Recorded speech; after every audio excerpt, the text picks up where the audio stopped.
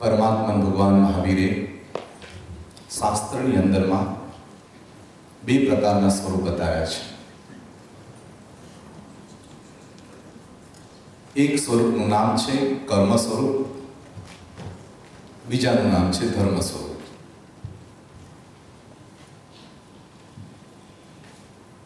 કર્મ ક્યાં સુધી આત્માને કઈ રીતે પરેશાન કરી શકે અને આત્મા કેવા પ્રકારના કર્મો બાંધે છે એ વાત આપણે ભવિષ્યના આગલા દિવસોમાં જોઈ ગયા.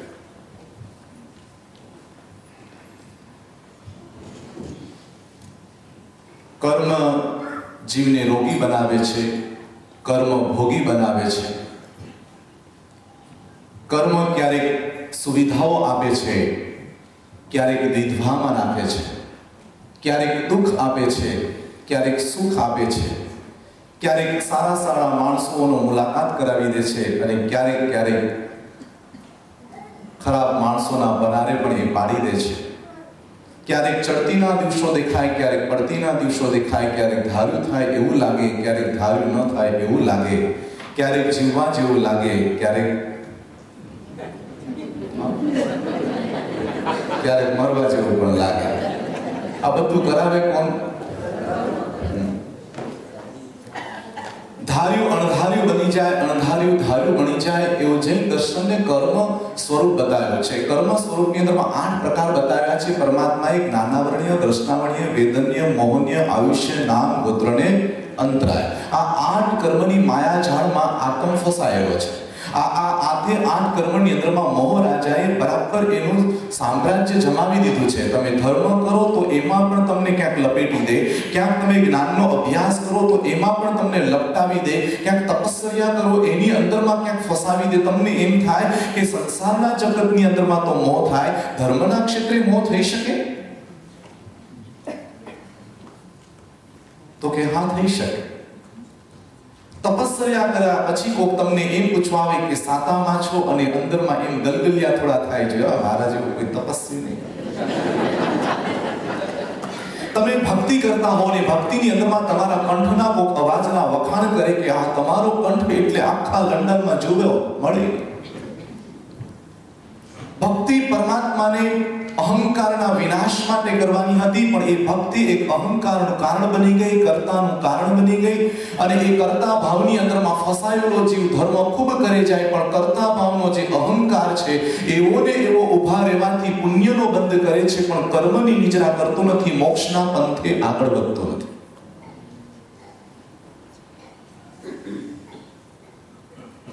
જ્ઞાનના ક્ષેત્રે અહંકાર લાવી દે છે, ચારિત્રના ક્ષેત્રે ઘમંડ લાવી દે છે. અને હમણાં જ ભક્તિમાં કહ્યું કે ધર્મનો દેખાવ કરે પણ ધર્મ ભીતર ન હોય. ડગલે પગલે દંભ કરું ને, ગાયું ને હમણાં, ડગલે પગલે દંભ કરું ને દુનિયામાં ને ધર્માત્મા. ડગલે પગલે માયા કપટ, કોઈ આને આમ કેવું, કોઈને આમ કેવું, ધર્મના નામે પણ લોકોને છેતરવા, ધર્મના નામે પણ માણસને બનાવવા, ધર્મના નામે પણ માણસનો સ્વાર્થ સાધી લેવો. આનું નામ છે ધર્મના ક્ષેત્રે કરેલો અહંકાર. એક તત્વચિંતક બહુ સરસ મજાનું લખે છે કે સંસારના ક્ષેત્રે, સંસારના પદાર્થ માટે અને સંસારના પદવી અને પૈસા માટે કરેલો અહંકાર ધર્મના ક્ષેત્રમાં જઈને ધોઈ શકાય, ધર્મના ક્ષેત્રે પ્રાયશ્ચિત કરીને વિશુદ્ધ બની શકાય. પણ ધર્મના કેન્દ્રમાં કરેલો અહંકાર, ધર્મના શાસ્ત્રનો કરેલો અહંકાર, ધર્મના પંથનો કરેલો અહંકાર, ધર્મના જ્ઞાનનો કરેલો અહંકાર દુનિયામાં ક્યાંય જઈને ધોઈ નહીં શકે. તો કર્મ સ્વરૂપની આખી અવસ્થા મેં તમારી સમક્ષ રજૂ કરી હતી, જે ભગવાન મહાવીરે આ વિશ્વની અંદરમાં રજૂ કરી હતી. કે એ કર્મની અંદરમાં મહાવીર પણ બાકાત નથી રહ્યા, કૃષ્ણ પણ બાકાત નથી રહ્યા, અને ન તો રામ પણ બાકાત રહ્યા, ન તો તીર્થંકરોને પણ કર્મએ છોડ્યા છે, અને ન તો જગતની અંદરમાં કીડીથી લઈને કંથમાંથી લઈને એ જીવોને છોડ્યા છે. એટલે કહે છે કે ગરમી सूरज से निकलती है तपना धरती को पड़ता है, गर्मी सूरज से निकलती है तपना धरती को पड़ता है, कर्म काया से होता है तड़पना आत्मा को पड़ता है.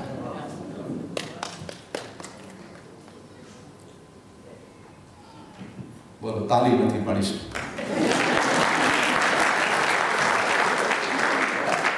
કેટલા ભારે થઈ જાવ છો તમે.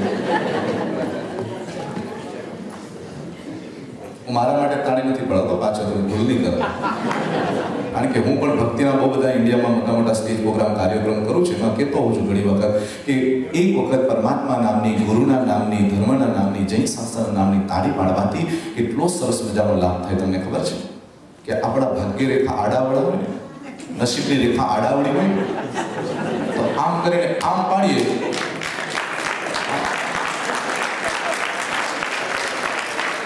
આ વાણીઓ છે ને લાભ વગર કંઈક કરે નહીં.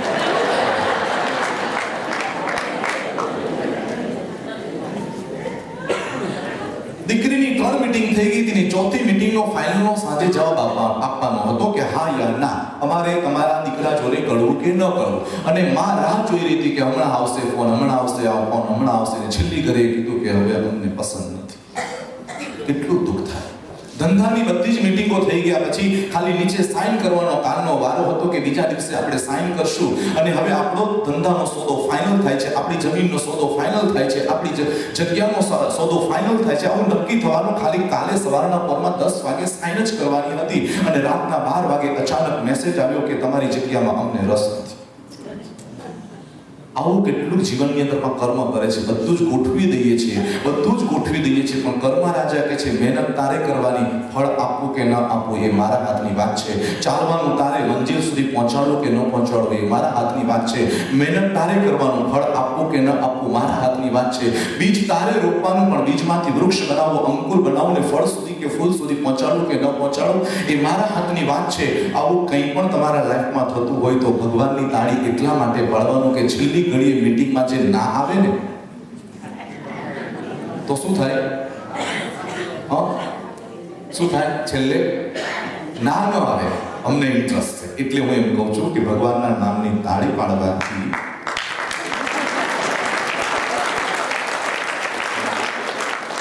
અને અમે તો ઘણી વખત ચોખ્ખું બોલીએ કે જો ભગવાનના નામની તે જે તાળી ન પાડે ને એને ટ્રેનમાં ₹1 ₹10 માટે તાળી પાડવી પડે.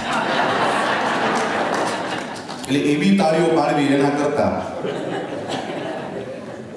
અને બીજી વાત એમ કે છે કે તાળી પાડવાથી શું થાય કે બાજુવાળો કદાચ કોઈ થાકેલો પાકેલો હોય, સૂતો વ્યાખ્યાન સાંભળતો હોય, એટલે બાજુવાળાને જગાડવા માટે તો પાડો કે જાગ ભાઈ. એટલે કદાચ બાજુની અંદરમાં સત્સંગમાં એટલો બધો મય થઈ ગયો, લય થઈ ગયો, પછી ચોકા ખાવા લાગી જાય. અને ચોકા ખાવા લાગે તો આવી ક્યાંક વચ્ચે તાળી પડે તો એ જાગી જાય. અને જાગ્યા પછી રોહિણીયા ચોરની જેમ 2-4 વાત જોઈ સંભળાઈ જાય અને જીવનમાં જો ઉતરાઈ જાય તો બધો લાભ તમને.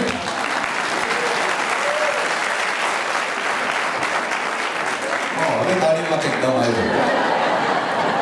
અને અમે તો ઘણી વખત કહેતા હતા, સ્ટેજ ઉપર અમે કહેતા હોઈએ છીએ ક્યાં કલાકારો જમવાની થાળી માંગે છે. આ સ્ટેજ ઉપર આવેલા કલાકારો ક્યાં જમવાની થાળી માંગે છે? તો પ્રેમ દરિયાની હૈયાની એક તાળી માંગે છે. આ 2 ફાયદા કીધા. હવે ત્રીજો પણ એક ફાયદો કહી દઉં લાસ્ટ છે, પછી મારા વિષય ઉપર, ધર્મના વિષય ઉપર જાઓ. ગમે છે ને મારી વાતો? ન ગમે તોય કહેવાનું છે, તમે ફિકર નહીં કરતા. મને યાદ છે કે આજથી 6 વર્ષ પહેલા હું ધરમપુર ગયો હતો. રાકેશભાઈ ઝવેરીના જગદીશભાઈ કરીને ભક્ત છે જુસ્કીમાં મને લઈ ગયા હતા. રાકેશભાઈનું ખાસ કેવું હતું કે તે સાહેબ તમે એક વખત તો આવો. એટલે હું ગયો હતો. 8 વાગે ત્યાં આગળ હું પહોંચ્યો, ભૂપેન્દ્રભાઈ, અને એમનું પ્રવચન ચાલુ થવાની તૈયારી હતી. એમને મને જોયું, છેલ્લી સીટમાં હું બેઠો હતો. મને આમ ઇશારો કરીને બોલાવી મને ઉપર લઈ આવ્યો. એમની બાજુમાં બેસવા મળ્યું પહેલી વખત. પછી એમને કીધું કે આજે હું નહીં બોલવા, 200 યુવાનો વચ્ચે તે સાહેબ સત્સંગ કરાવશે. હવે 1 કલાક સત્સંગ કર્યો, 9 વાગ્યા પછી અમારો સત્સંગ પૂરો થયો. હું પછી મને પહેલાના ધરમપુરમાં જો કોઈ ગયું હોય તો ખબર હોય કે ત્યાં આગળ પેલી લીપણવાળી બધી રૂમો હતી. લીપણવાળી, સિમેન્ટવાળી નથી રૂમ. એ ટાઈમની અંદરમાં મને એ લીપણવાળી રૂમમાં ઉતાર્યો હતો. અને રાકેશભાઈ આવ્યા 9:30 કે બધું બરાબર છે ને, મચ્છર તો કાઢતા નથી ને, મચ્છરદાની તો બરાબર છે, ખબર લેવા આવ્યા તમારે બરાબર છે ને? હા સાહેબ બધું જ બરાબર છે, વ્યવસ્થિત છે બધું. અને હિંચકા ઉપર મેં બેસી ગયા. એકબીજા લોકો અમે વાતો કરવા લાગ્યા કે સાહેબ તમને ધર્મનો કેવી રીતે રસ થયો? મને પૂછ્યું તમને ધર્મનો કેવી રીતે રસ થયો? વાતે ચડ્યા. રાતના 2 વાગ્યા સુધી હિંચકા ઉપર બેઠા.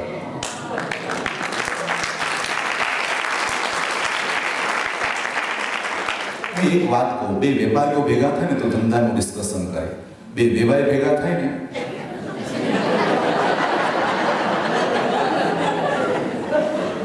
એટલે એ કયા પ્રકારના ભેગા થાય છે બહુ મહત્વનું છે. હા, જેમ કે સાસુને બહુ ભેગા થાય, દીકરીને માં ભેગી થાય, તો કંઈ દેરાસરમાં બે માછીઓ ભેગી થઈ ગઈ હતી. માછી એટલે આમ તો બંને દીકરી પરણાવેલી હતી. એટલે એ કહે છે કે તમારે કેવું રહ્યું આમ દીકરાને પરણાવ્યા પછી? તો કે ઠીક છે, જાઓ બધી વાત કરવા છે. એટલે કેમ શું થયું? એ તો કે આપણે ખાલી કોઈ માણસની કથા જાણવી તો એક જ બટન દબાવવાનું, બધું બોલવાનું. જવા દે ને સવારના 8 વાગે 9 વાગે ઉઠીને નાઈ ફ્રેશ થઈને 10 વાગે આવે, ચા પાણી કરીને ધરણના ઢીંગલાની જેમ દેરાસર જાય ને 12 વાગે આવે. કામ તો કરે જ નહીં.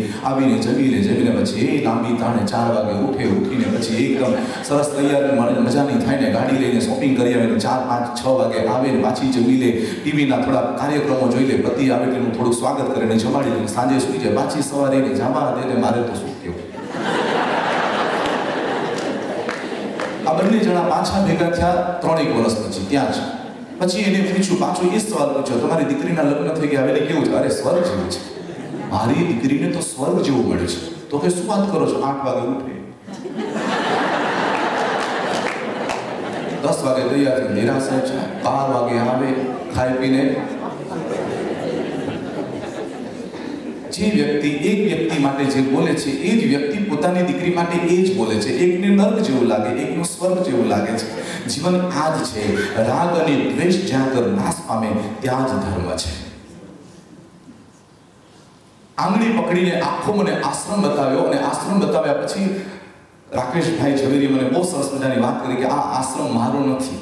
મને શું કહે છે? આશ્રમ મારો નથી. મને જે દિવસે એમ લાગશે કે અહીંયા મારી સાધના ખોરંબે મુકાઈ ગઈ ને અહીંયા મારું ધ્યાન બરાબર થતું નથી, તો 1 સેકન્ડમાં છોડીને હું જતો રહીશ, કારણ કે આશ્રમમાં ક્યાંય મારું નામ રાખ્યું નથી. અને આજે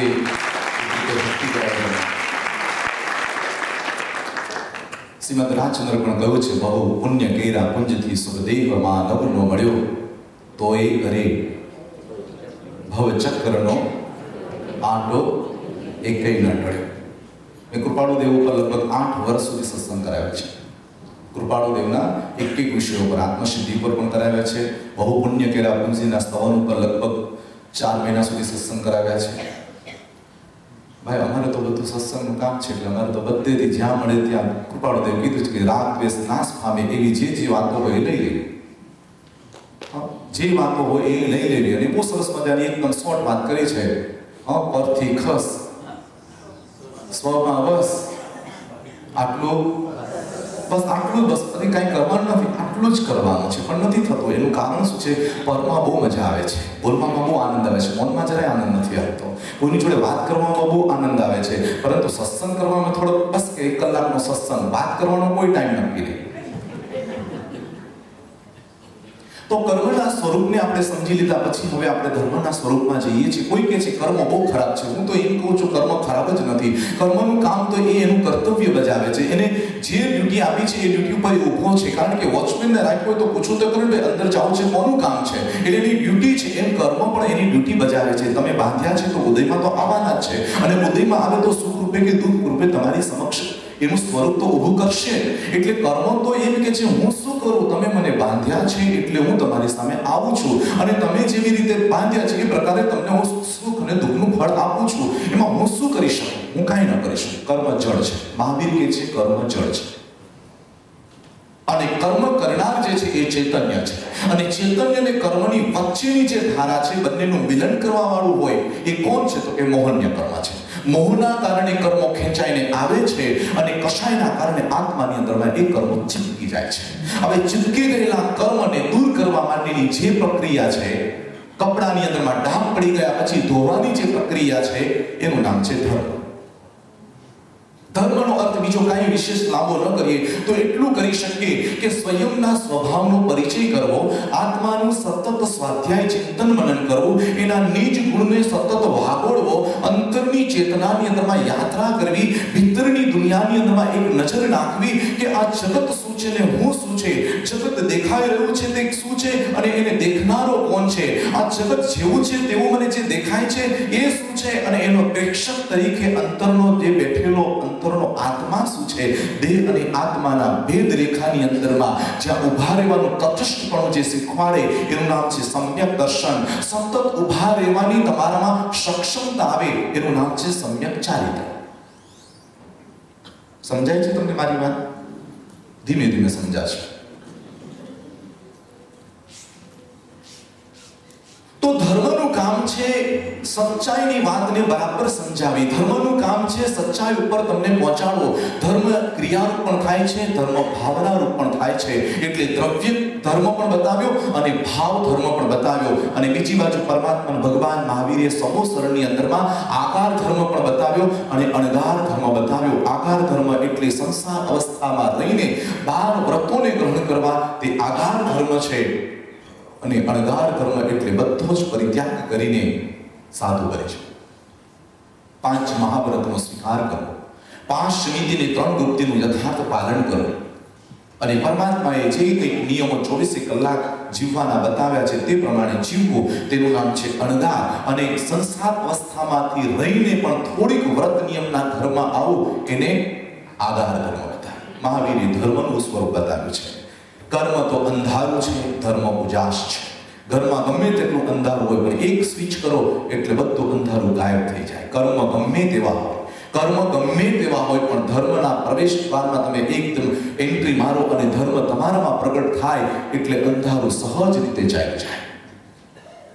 કર્મનો કોઈ જ વાંક નથી. તમારા અંદરની જાગૃતિ આવે, તમારો ધર્મ અંદર જાગૃત થાય, તમારા સ્વભાવની અંદરમાં એક સચેતન અવસ્થા પેદા થાય, તમારા મનની અંદરમાં એક ચૈતન્યપણું અંદરમાં પ્રગટ થાય, તમારા ચિત્તની અંદરમાં એક વિશુદ્ધિપણું પ્રગટીકરણ થાય. એક નાનો એવો ધર્મ પણ જો અંદરમાં જાગૃત થાય તો ભીતરમાં રહેલા કર્મોની અંદરમાં હલચલ મચી જાય, એનો મોહ ખંડિત થઈ જાય, અજ્ઞાનતા વિખેરાઈ જાય અને કર્મનું ભારેપણું તમારા આત્મામાંથી નીકળી અને ધર્મના સ્વરૂપનો અનુભવ કરી શકાય.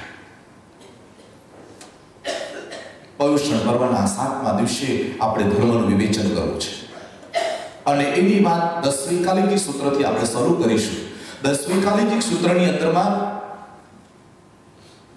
10 અધ્યયનો બતાવ્યા છે અને એ 10 અધ્યયન કેવી રીતે રચાયા? 10 વૈકાલિકની રચના કોણે કરી છે? 10 વૈકાલિક સૂત્ર નામ તો તમે સાંભળ્યું છે ને કે પહેલી વાર સાંભળ્યું? હા, તમે પહેલી વાર ઘણું બધું સાંભળો છો મારા પાસે. હા, તો આટલી જિંદગી કરીશું મોટો ગણ્યો. 10 વૈકાલિક, 10 એટલે 10 પ્રકારના અધ્યયન, 10 પ્રકારના ચેપ્ટરો બતાવ્યા છે. આ 10 વૈકાલિક સૂત્ર આગમ છે, શાસ્ત્ર છે, ભગવાન મહાવીરની વાણી છે. પણ એ બધા આગમોની અંદરમાંથી કંઈ રસ કાઢી લીધો હોય મુનિ જીવન માટે એની સરસ મજાની વાતો કરી છે. પિતાએ દીક્ષા લઈ લીધી હતી અને દીકરો હજી માના ઉદરમાં હતો અને પિતાજીએ દીક્ષા લઈ લીધી અને પિતાજીની દીક્ષા થયા પછી આ બાળકનો જન્મ થયો હતો. આ બાળકનો જન્મ થયો ત્યારે એના પિતાજી તો દીક્ષિત બની ગયા હતા. એટલે એ સમયની અંદરમાં સંપત્તિનો કોઈ વારસદાર ન હોય તો સંપત્તિ રાજ્ય તરફ આપી દેવામાં આવતી હતી. એટલે નક્કી કર્યું કે ચાલો એની સંપત્તિ લઈ આવે, કારણ કે વારસામાં કોઈ નથી. ત્યારે એની માને પૂછવામાં આવ્યું હતું કે તમારી સંપત્તિના વારસદાર કોઈ નથી, એટલે રાજાએ અમને મોકલ્યા છે. ત્યારે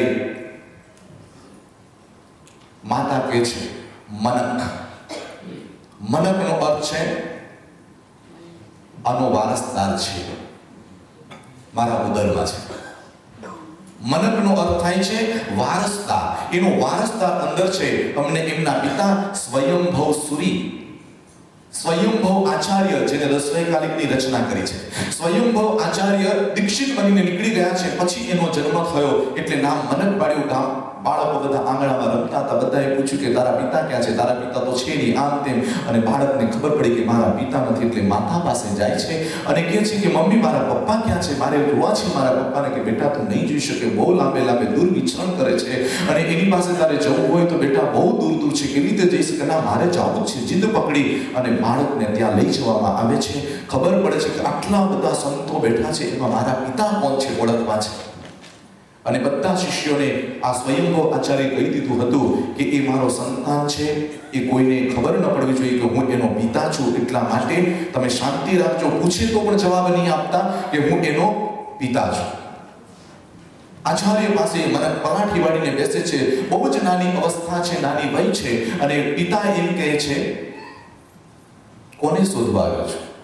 તો કે મારે મારા પિતાને જોવા છે. જરૂર તારા પિતા મળશે, પણ એના માટે તારે મારા જેવું બનવું પડશે. તારા પિતાના દર્શન કરાવું, પણ તારે મારા જેવું બનવું પડશે. મારા જેવો બનીશ તો ચોક્કસ હું તને તારા પિતા બતાવીશ કે મંજૂર છે, મારે પિતા જોવા છે. તમારા જેવા બનવામાં મને કોઈ તકલીફ નથી. દીક્ષિત બની જાય છે. દીક્ષિત બન્યા પછી સ્વયંભૂ આચાર્યને ખબર પડી કે આ બાળકનું આયુષ્ય 6 જ મહિનાનું છે. આ નાની એવી જિંદગી લઈને આવ્યો છે. તમને ખ્યાલ હશે, શ્રીમદ રાજચંદ્ર કઈ 100 વર્ષના ન થયા હતા, 50 વર્ષના ન થયા હતા. શ્રીમદ રાજચંદ્રનું આયુષ્ય કેટલું હતું? ખાલી 33 વર્ષ. ખાલી 33 વર્ષની અંદરમાં ખાલી કલ્પના તો કરો કે 33 વર્ષની એ યુવા અવસ્થાની અંદરમાં કેટલી રચનાઓ, કેટલું સર્જન. આપણી ઉંમર કેટલી થઈ?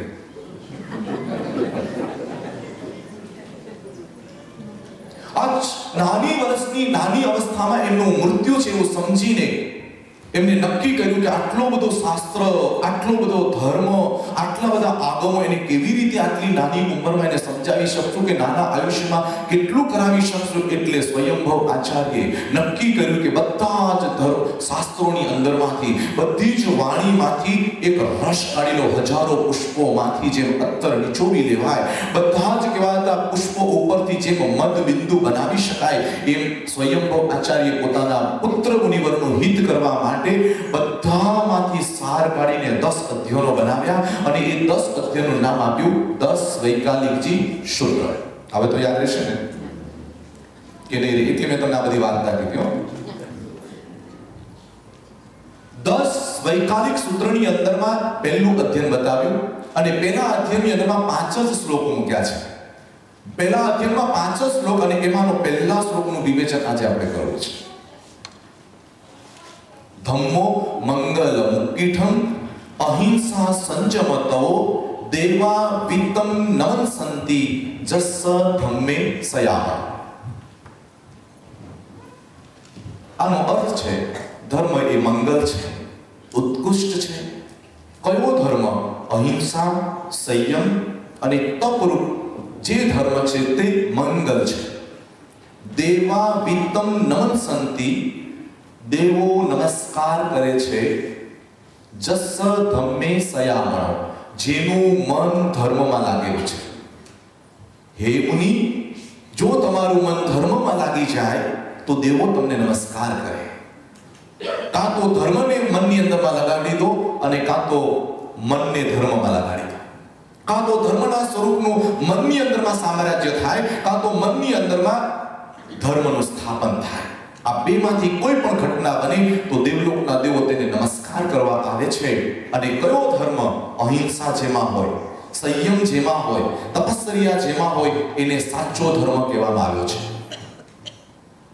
કૃપાળુ દેવે એક વાત બહુ સરસ જબરજસ્ત સમાજને કહી છે. કોઈ ક્રિયા જળ થઈ રહ્યા, શુષ્ક જ્ઞાનમાં કોઈ ક્રિયાની પાછળ એવા ગાડા બને ને બીજી કાંઈ ખબર ન પડે. સવાર પડે એટલે આટલું મારે કરવાનું, એટલું કરવાનું, બાકી આખી દુનિયા જ્યાં જ હોય ત્યાં જાય. કોઈ ક્રિયામાં જળ બની જાય છે, પકડ છોડતા નથી. અમે જે કહીએ તે જ સાચું, અમે જે કરીએ તે જ સાચું. અરે ભાઈ, એક માણસ મને આવ્યો કે સાહેબ આ પ્રતિક્રમણ કરીએ તો સંવત્સરનું ગણાય, કે આ પ્રતિક્રમણ કરીએ તો સંવત્સરનું ગણાય, અમે દેરાવાસનું કરીએ કે અમે સ્થાનકવાસનું કરીએ કે અમે આનું કરીએ કે અમે તે મગજ ખાઈ જાય આપણું. એટલે મેં કીધું ભાઈ, જો કોઈ પણ કંપનીનો સાબુ લે, તારે જે કંપનીનો સાબુ લેવો હોય તો લે, ભાવ પ્રતિક્રમણનો સાબુ લેવો હોય તો ભાવ પ્રતિક્રમણનો લે, દ્રવ્ય પ્રતિક્રમણનો સાબુ લેવો હોય તો પ્રતિક્રમણનો લે. એક ભાઈ હમણાં આવ્યા કે આપણને પ્રતિક્રમણના શબ્દો કાંઈ સમજાય નહીં તો પ્રતિક્રમણ થયું કહેવાય. તો મેં એને કીધું લગ્નની ચોરીમાં એક શ્લોક સમજાતો.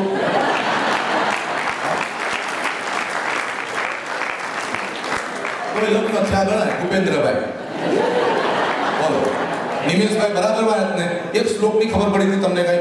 ઓમ નિર્મળ સ્વાહા, ઓમ નિર્મળ સ્વાહા, કાંઈ ખબર પડતી હતી? ગણાય કે ન ગણાય? શું બધી રામાયણ નાખી છે. ભગવાન કે છે કોઈ પણ દુનિયાનું ઝાડું કચરો કાઢવાનો છે તું કચરો કાઢ, પ્રાયશ્ચિત કર, પ્રતિક્રમણ કર. પ્રતિક્રમણ કરવું એ ધર્મ છે. પછી ક્યારનું કરવું, કેવી રીતે કરવું, શું કરવું, એ તો તને જે સંપ્રદાયની રિવાજમાં મળ્યું હોય એ પ્રમાણે તારે કરવાનું. પણ તું કરે છે એટલે બીજો જે કરે છે બરાબર નથી એ કહેવાનો અધિકાર તારો નથી. એટલા માટે ક્રિયા જડ થયેલાને આ વાત કહેવામાં આવે છે.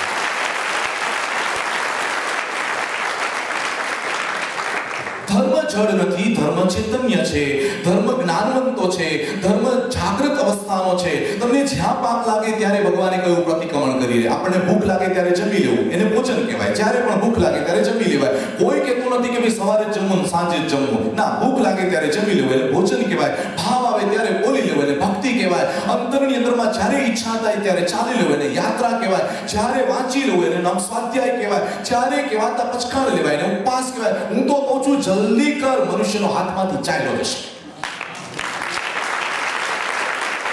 ડિસ્કશન કરવાનો સમય નથી, ચર્ચા કરવાનો સમય નથી, કોઈ કસોટી કરવાનો સમય નથી, પ્રયોગનો ટાઈમ હવે આપણી પાસે નથી રહ્યો. બધું જાણી લો ને પછી ધર્મ કરો. ના, જેટલું જાણ્યું છે એટલું કરવા લાગ, જેટલું થયું છે એટલું કરવા લાગ. અને જેટલું ચાલ્યો એટલો રસ્તો કપાઈ ગયો, જેટલો સ્વાધ્યાય કર્યો એટલો તું શુદ્ધ થઈ ગયો, જેટલું ચિંતન કર્યું એટલું ચૈતન્ય જાગૃત થઈ ગયું. મુખ જગતની પંચાત, મુખ જગતના વ્યવહાર, માત્ર મારે આત્માનું કલ્યાણ કરવું છે. મને જેમાં ભાવ આવે એ મારી ભક્તિ.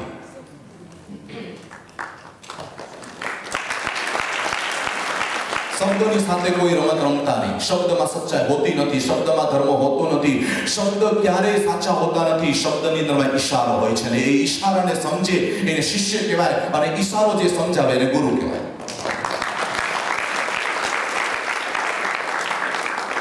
ગુરુ આગળ ચાલતા હતા, શિષ્ય પાછળ ચાલતો હતો. ગુરુને એમ થયું કે મારો શિષ્ય પાછળ આવી રહ્યો છે અને આ અહીંયા આગળ સોનાનો હીરા મોતીનો હાર પડ્યો છે અને કદાચ મારો શિષ્ય આવશે અને જોશે એટલે લેશે તો ને. એને વિશ્વાસ છે મારા શિષ્ય ઉપર, મને વિશ્વાસ છે કે મારો શિષ્ય હાર લેશે જ નહીં, મને વિશ્વાસ છે. પણ આ સોનાનો હાર જોઈને, આવો હીરા મોતીનો હાર જોઈને કદાચ એને મનની અંદરમાં એક વિકલ્પ આવી જાય, લઈ લો. આવું ન બને એટલે ગુરુ શું કરે છે? એના પર ધૂળ નાખવાનું કામ કરે છે.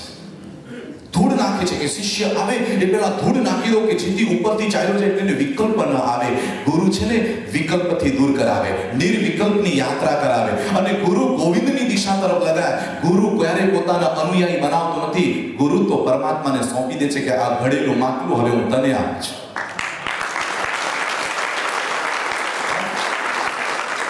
મહાવીરે આપી દીધું બધું જ ગણધરને, અને ગણધરે બધું આપી દીધું આચાર્ય ભગવંતને, અને આચાર્ય ભગવંતે બધું આપી દીધું મુનિને. અને એનું નામ જ છે જૈન શાસન આપો. રાખી ન મૂકો. વહે એને નદી કહેવાય, વહે એને નદી કહેવાય, કહે એને સંત કહેવાય, અને જે કરે એને શ્રાવક કહેવાય. હા, કરવા લાગો, કોઈ વિચારો નહીં. આવતું ભવિષ્ય આવશે, આપણે હશું કે કેમ છે ભરોસો? હા, મને ભરોસો છે. ધન્યવાદ છે તમને. હા, તમને ભરોસો છે તો બહુ સારી વાત છે ભાઈ. મને તો મારી જિંદગીનો ભરોસો નથી. હમણાં બહાર નીકળ્યા પછી શું થાય ખબર નથી. બેઠા બેઠા લોકો જતા રહે છે, ઊભા ઊભા જતા રહે છે. આંખ ક્યારે નીચાઈ જાય ખબર નથી. એટલે જ કીધું છે આ જ્યોત બળી બુઝાઈ જશે, આ ફૂલ ખીલી કરમાઈ જશે. આ જ્યોત બળી બુઝાઈ જશે, આ ફૂલ ખીલી કરમાઈ જશે. જીવનમાં ધર્મનો મર્મ સમજી લે, નહીં તો આમ જ આંખ બીડાઈ જશે. ખબર નહીં પડે, કાન પંખીરું ઉડી જશે, ખબર નહીં પડે કઈ ઘડીએ ક્યાં શું અવસ્થા થશે. જાગ્યો છું, જીગ્યો છું, ઝઝૂમ્યો છું, જીનેશ્વરના શાસનની અંદરમાં આવ્યો છું. ભગવાન મહાવીરે ધર્મનું સ્વરૂપ બતાવ્યું છે કે કર્મથી ડર નહીં. તને કર્મ એમ કહે છે દુખી કરી દઈશ, તો ધર્મ એમ કહે છે દુઃખ વચ્ચે પણ તને સમાધિ અપાવીશ. ધર્મ એમ કહે છે, કર્મ એમ કહે છે કે તને બધેથી નાસીપાસ કરી દઈશ, તો ધર્મ એમ કહે છે નાસીપાસની દુનિયાની અંદરમાં પણ જીવવાની એક જડીબુટી તને આપી દઈશ. કર્મ ચેલેન્જ કરે છે કે હું તને અસાધાનો ઉદય કરીશ અને અનાથી મુનિની જેમ તને રોગિષ્ઠ બનાવી દઈશ, તો ધર્મ એમ કે છે અનાથી મુનિને રોગી બનાવવાનું કામ કર્મએ કર્યું હતું, પણ એ રોગ અવસ્થામાંથી સંકલ્પ દ્રઢ કરીને અનાથીની બીમારી હટાવી દેવાનું કામ આ ધર્મએ કર્યું. ધર્મની તાકાત કેવી છે તમને ખબર છે? ધર્મની તાકાત, એક કપની ચામાં જો આટલી તાજગી હોઈ શકે તો 1 કલાકના સ્વાધ્યાયની તાજગી કેવી હોય? હા, હોય કે ન હોય? સાચું બોલજો. હા, આપણે સવારના પરમાં નાયા ધોયા વગર ફ્રેશ ન હોઈએ, પણ જેવા નાય ધોઈ ફર્સ્ટ ક્લાસ તમને મન ગમતા કપડાં પહેરીને બહાર નીકળો, હા, કેવા ફ્રેશ લાગે આપણે. એક નાવાથી, એક કપડાં ધોવાથી, પહેરવાથી, અથવા કોઈ જાણીતો મળવાથી, અથવા તમારી ઈચ્છા પ્રમાણે થવાથી કેવા ફ્રેશ થઈ જાઓ છો, કેવી મજા આવે છે. હજુ તો બહુ મજા આવી, બહુ મજા આવી. હા, એક બહારનું પુણ્ય કર્મ જો તમને આટલી ખુશી આપી શકતું હોય, તો ધર્મની તાકાત કેવી છે? હા, શ્રેણીક મહારાજાને 500 ભટકા વચ્ચે પણ પ્રસન્ન રાખવાની તાકાત આ ધર્મની હતી. શાલી ભદ્રને 99 પેટી આપવાનું કામ પુણ્યનું હતું, પણ 99 પેટીને 1 સેકન્ડમાં છોડી દેવાનું કામ આ ધર્મએ કર્યું.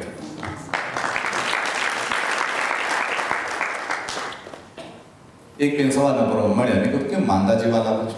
તકલીફ તો એના કાંઈ તકલીફ નથી. મેં કીધું તો પછી કોઈ તમને વઢ્યું છે? તો કે ના વઢ્યું નથી. મેં કીધું તમારું કંઈ ધાર્યું કોઈ ન કર્યું? તો કે ના એવું કાંઈ થયું નથી. મેં કીધું તમને જમવા નથી મળ્યું? તો કે ના એવું કાંઈ નથી. મેં કીધું તમારું કોઈ અપમાન થયું? તો કે એવું કાંઈ. મેં કીધું તમારી દીકરીની વિદાય થઈ? તો કે એવું પણ કાંઈ નથી. મેં કીધું કોઈક શોક સભામજીને આવ્યો? તો કે ના એવું નથી. મેં કીધું થયું છે શું? તો કે આંબેલ છે.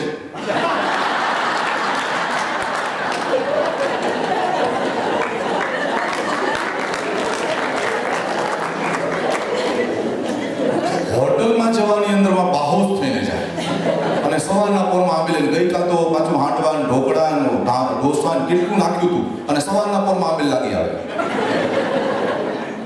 કર્મના ક્ષેત્રની અંદરમાં જેટલો રસ છે એટલો ધર્મના ક્ષેત્રમાં રસ નથી. કર્મ ઉપર જેટલો ભરોસો રાખીને જીવીએ છે એટલો ધર્મ ઉપર ભરોસો રાખીને જીવતા નથી. મહાવીર કહે છે એક વખત ધમ્મમ શરણમ ગચ્છામિ, ધર્મના શરણે ચાલ્યો જા, દુનિયા તને કાંઈ નહીં કરી શકે. ગામડાની અંદરમાં ખબર છે પેલા બહુરૂપી લોકો આવતા હતા. બહુરૂપી અલગ પ્રકારના રૂપ લઈને આવે અને પછી માંગવાનું કામ કરે, અને દીકરાઓને ખબર પડે, નાના બચ્ચાઓને તો ખરો કે બહુરૂપી આવ્યો છે, બહુરૂપી આવ્યો છે, એટલે બચ્ચા સીધા માના ખોળામાં જઈને બેસી જાય ચૂપચાપ. કોણ આવ્યું છે? બહુરૂપી. હું એમ કહું છું સંસાર આખો બહુરૂપી છે. ધર્મના માના ખોળામાં જઈને બેસી જાઓ, બહુરૂપી કાંઈ નહીં કરી શકે.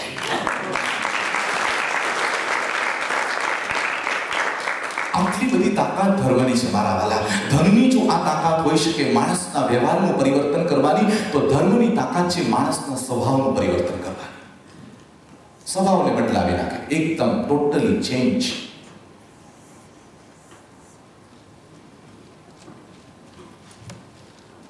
એક વાગ્યા સુધી છે મારું કામ, તો પછી મારે બરાબર ટાઈમ ટુ ટાઈમ 1 વાગ્યા સુધી તમને લેવાના છે. બરાબર છે.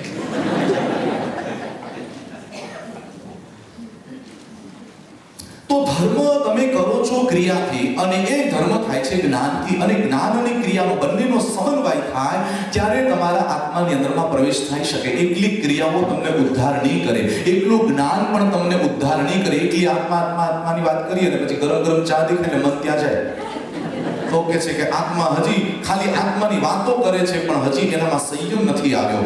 સંયમ જ્યાં સુધી ન આવ્યો ત્યાં સુધી જ્ઞાન શુષ્ક બની જાય છે. અંદરનું જ્ઞાન ખબર નથી કે શું કરવાનું ને શું કરવાનું, કાંઈ ભાન નથી, અને માત્ર કરે જ જાય તો એનું રિઝલ્ટ નથી નથી આવતું, એનું પરિણામ નથી આવતું. એટલે ભગવાન કહે છે કે નાવડીને બે હલેશા મારો તો નાવડી આગળ જશે, એકલું હલેશું મારશો તો આમ ફરશે, આમ હલેશું મારશો તો આમ ફરશે. જ્ઞાનની ક્રિયા એક તરફ લઈ જશે અને ક્રિયાની ધર્મની ક્રિયા પણ એક તરફ લઈ જશે. જીવનમાં રિઝલ્ટ નહીં આવે. તમારે જે શાંત થવું છે, તમારા સ્વભાવનું પરિવર્તન કરવું છે, તમારી ભીતરની ચેતનાની અંદરમાં પડેલું ચૈતન્યનો અનુભવ કરવો છે, આત્મા પરમાત્માની જે ઝાંખી તમારે કરવી છે અને ભીતરની દુનિયામાં હજી સુધી ડોક્યું નથી કર્યું ને એનો નજારો નથી જોયો, એ જોવો હોય તો પરમાત્માને કહે છે તમારે ભીતરની દુનિયાની અંદરમાં પણ ડોક્યું મૂકવું પડશે. યોગ ધર્મ ક્રિયા કરાવે છે, ઉપયોગ જ્ઞાન ક્રિયા કરાવે છે. યોગ દ્વારા ધર્મની ક્રિયા થાય, ઉપયોગ દ્વારા ભાવ ધર્મ થાય. બંનેનું સમન્વય થવું જોઈએ.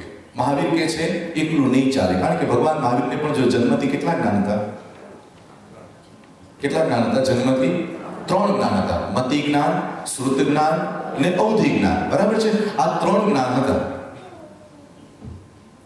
તો આટલું બધું કષ્ટ સહન કરવા જવા માટે ભગવાનને જવાની જરૂર શું?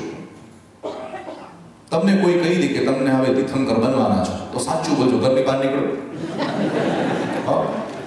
કે મારે હું બનવાનો જ છું, પછી આ બધું કરવાની મારે જરૂર શું ભાઈ? કે મને તીર્થંકર પદ મળી જ જવાનું છે, તો મળી જ જવાનું છે, તો પછી હવે કરવાની જરૂર શું? તીર્થંકરની વાત કરું છું, નોર્મલ વ્યક્તિની વાત નથી કરતો, નોર્મલ સાધકની કે મુમુક્ષની વાત નથી કરતો. હું તીર્થંકરની વાત કરું છું, જેને મતિ જ્ઞાન, શ્રુત જ્ઞાન, અવધિ જ્ઞાન, આ 3 જ્ઞાન વાળા વ્યક્તિને કાંઈ કરવાની જરૂર ખરી? હા,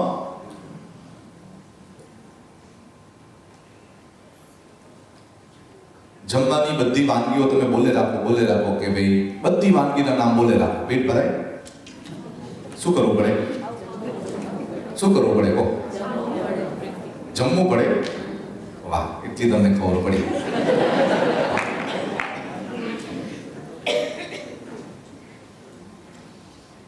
તો એકલા ભોજનના નામ સ્મરણથી પેટ ભરાતું નથી, એના માટે પ્રક્રિયા કરવી પડે છે. એટલે જૈન ધર્મે એમ કહ્યું કે જ્ઞાન ક્રિયા મોક્ષ.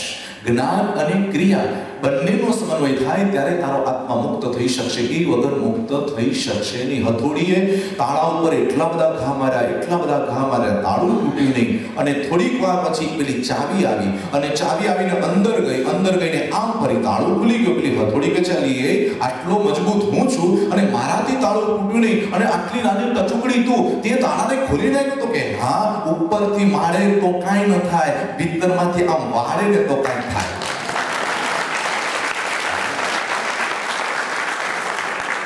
मारा महावीर कहते हैं ऊपर करीस तो काई नहीं था, किनारों से टकराते उसे तूफान कहते हैं, मगर जो तूफान से जो टकराते उसे मोक्ष के आत्मा, मोक्ष के मार्ग पर चलने वाले साधक कहते हैं. तूफान थी टकराव, खाવાનું મળે છે બરાબર છે, મારો અણહારક સ્વભાવ છે બરાબર છે, આજે નથી આપવું મારે, અને એનું નામ ઉપવાસ. મને ખાવાનું મળે છે, મને સમય પણ જમવાનો મળે છે, બધા આગ્રહ પણ કે છે તમારી ભાવતી વાનગી છે ખાઈ લો, પણ કે છે ને આજે મારે જોવું છે, મારા આત્માના અણહારક ગુણનો અનુભવ કરવો છે. અને અણહારક ગુણની અંદરમાં અનુભવ કરવા માટે તમે જ્યારે બેસી જાઓ ત્યારે આહારની વાત ગૌણ બની જાય છે. અને જ્યારે આહાર ગૌણ બની જાય છે અને એ પ્રક્રિયામાં તમે જ્યારે જોડાવ છો, એનું નામ છે ઉપવાસ. ધંધો એવો જામી ગયો તો ટિફિન ઠંડુ થઈ ગરમ ટિફિન આવ્યું હતું, પણ એના પર ધ્યાન જ નથી, કારણ કે ધંધો એવો જામી ગયો તો, બિઝનેસ એવો જામી ગયો તો કે 12 વાગે જમવાની જગ્યાએ 3 વાગે જમ્યો, કારણ કે મારું ધ્યાન જમવામાં ગયું જ નહીં. એમ કહે છે આત્મામાં ધ્યાન લાગી ગયા પછી ભગવાન મહાવીરને 12.5 વર્ષની એક પખવાડિયામાં ક્યાંય ભૂખ લાગી જ નહીં. આવી સાધના ભગવાન બતાવે છે. તો ધર્મ સ્વભાવનું પરિવર્તન કરે છે. ચંડકોશીનો સ્વભાવ ક્રોધવાળો હતો, શું થયું?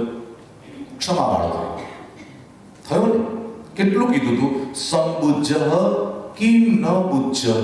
હે ચંડકોશિયા, બોધ પામ, બોધ કેમ પામતો નથી. બસ આટલી જ વાત કરી હતી અને ચંડકોશી શું થઈ ગયા? જાગ્રત બની ગયા. વીરા મારા ગજ થકી નીચે ઉતરો, આટલું બોલ્યા. બાહુબલીનું શું થયું? હું તો કેટલું બોલું છું આવીને યાર, જ્યારથી આવ્યો ત્યારથી સવારે 1.5 કલાક, બપોરે 1 કલાક અને સાંજે પાછું 1 કલાક, આટલા કલાક તમારી સામે બોલું છું.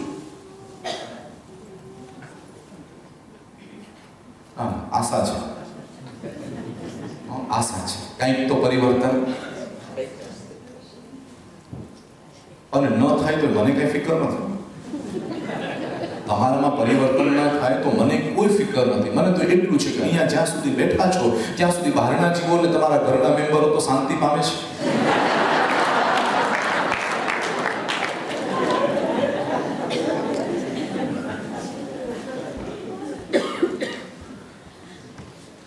ધર્મનું કામ છે સ્થિર કરવાનું, ધર્મનું કામ છે પ્રસન્ન બનાવવાનું, ધર્મનું કામ છે શાંતિ આપવાનું, ધર્મનું કામ છે અહિંસાના સંદેશ પહોંચાડી અને જગતના જીવોને પણ સુખી કરે અને પોતે પણ સુખી થાય, બધાને આનંદ આપે ને પોતાને પણ આનંદ આવે, દુનિયાની અંદરમાં એને જીવવા જેવું લાગે ને બધાને પણ જીવાડવાનો એને ભાવ જાગે. દયા પ્રધાન ધર્મ છે, અહિંસા પ્રધાન ધર્મ છે, અનેકાંત પ્રધાન ધર્મ છે, પુરુષાર્થ પ્રધાન ધર્મ છે. એટલે જ મહાવીરને મતિ જ્ઞાન, શુદ્ધ જ્ઞાન ને અવધિ જ્ઞાન હતું અને છતાંય પ્રભુએ આખા સંસારનો ત્યાગ કરી અને અશોક વૃક્ષની નીચે સુંદર મજાની સાધના કરવા માટે જ્યારે દીક્ષિત બનવા માટે તૈયાર થયા, કરેવી ભંતેનો પાઠનો ઉચ્ચારણ કરવા જાય છે, દેવલોકના દેવો અને શંકરેન્દ્રો હાજર થાય છે અને કરેવી ભંતેની પ્રતિજ્ઞા લે છે, પચખાણ લે છે, ત્યારે તેમને મન પર્યું નામનું જ્ઞાન થાય છે. આ 4 જ્ઞાન થયા પછી પણ ભગવાનને ખબર હતી કેવળ જ્ઞાન થવાનું છે. તો આર્ય દેશની અંદરમાં કોઈ દુઃખ ના આપતું, અનાર્ય દેશમાં ગયા. કેમ? કેવળ અનાર્ય દેશમાં જઈશ, મને કષ્ટો પડશે, મને દુઃખ પડશે, મને તકલીફો પડશે, તો એના દ્વારા મારા અંતરમાં રહેલો ધર્મ જાગૃત રહેશે અને મારા અંતરમાં રહેલા કર્મના ઉદયો, કર્મની મલિનતા બધી ધોવાઈ જશે. ક્યાં ગયા? અનાર્ય દેશ. શા માટે? કર્મની નિજરા. ધર્મનું કામ છે કસોટીની વચ્ચે ટકી રહેવું, ધર્મનું કામ છે દુઃખ વચ્ચે ટકી રહેવું. દુઃખને દૂર કરી આપે એને હું ધર્મ કહેતો નથી, દુઃખને દૂર કરી આપે એને હું ધર્મ કહેતો નથી, રોગને દૂર કરી આપે એને હું ધર્મ કહેતો નથી, તમારા સંસારને સલામત રાખે એને હું ધર્મ કહેતો નથી. ધર્મ તો એમ કહે છે કે રોગ શરીરનો સ્વભાવ છે આવે, પરંતુ ક્ષમતા તારો સ્વભાવ છે તારે રાખવાની.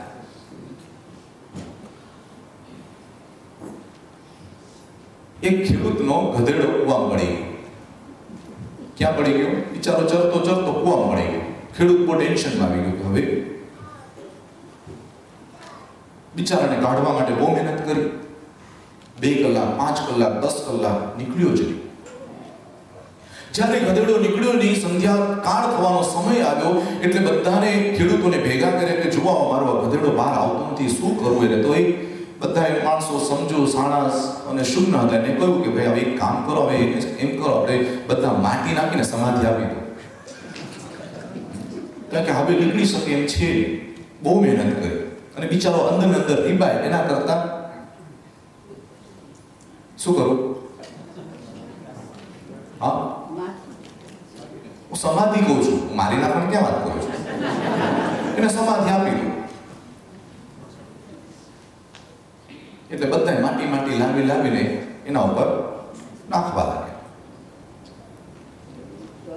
અને માટી એના ઉપર પડવા ગઈ એટલે ગધેડાને એકદમ કંપારી આવવા માંડી અને કંપારીમાં એ બધી માટી નીચે પડી ગઈ. પ્લેટફોર્મ થયું, એના ઉપર ઊભો રહી ગયો, પાછી માટી પડી. જેમ જેમ માટી પડતી ગઈ, ખંખેરતો ગયો, પ્લેટફોર્મ બનાવતો ગયો. મહાવીર એમ કહે છે કે કષ્ટો તમારા ઉપર આવે એને ખંખેરી નાખો અને આગળ વધવાનું પ્લેટફોર્મ બનાવો.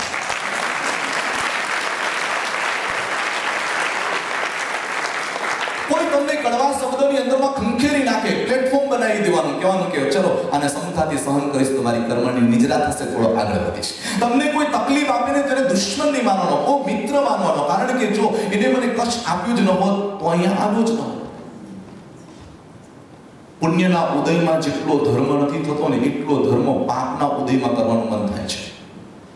સુખમાં કેટલા ભગવાનનું નામ લે, સુખમાં સાંભળે સોની અને દુઃખમાં સાંભળે રામ.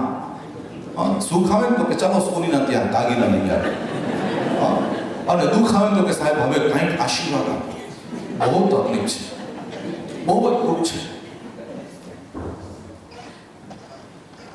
હમણાં હું કહું ને કે હું હમણાં એવો બાસ્કેટ નાખવાનો છે કે તમારા બધા દુઃખ દૂર થઈ જાય, પણ રાતના 12 વાગે નાખવાનો છું. અને આપણે એવું નક્કી કરીએ કે અહીંયા જે સવારના પોરમાં વહેલો આ નવનાથની અંદરમાં પ્રવેશ છે, સૌથી પહેલો એને 28 ના બચખાણ આપશું. સૌથી પહેલો જે આવે ને એને 28 ના બચખાણ જીતવાના છે. કોણ આવે છે બોલો? મને લાગે મારે જવું પડે, મારે બચખાણ જવું પડે.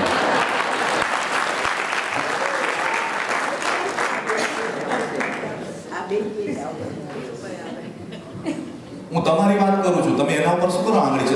ભગવાન જો શ્રીમદ રાજચંદ્ર શું કીધું, પરથી ખસ તો બીજાની જ વાત કરે છે. તું જા ભાઈ, તું જા, તું મોક્ષમાં જા.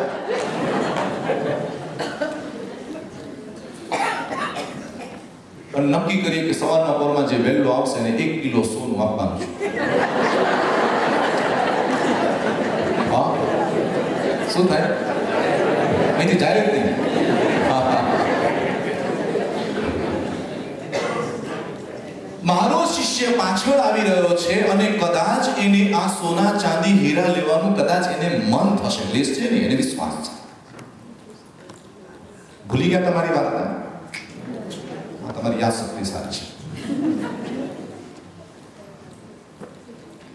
પાછળ શિષ્ય પહોંચે છે ચાલતો ચાલતો ને ગુરુ એના પર ધૂળ નાખવાનું કામ ચાલુ કરે છે. અને ધૂળ જેવી નખાઈ ગઈ અને ગુરુ જરાક આગળ ધૂળ પરથી પગ ઉઠાવે પહેલા શિષ્ય આવીને કહે છે કે ગુરુજી, ગુરુદેવ, આ શું કરી રહ્યા છો? ત્યારે ગુરુ કહે છે કે હું કાંઈ નથી કર્યું, એમ જ હું જરા ધૂળ આગળ પાછળ કરતો હતો. પણ ગુરુદેવ કંઈ સમજાતું નથી. આ તમે શું કરવા આ કામ કરો છો?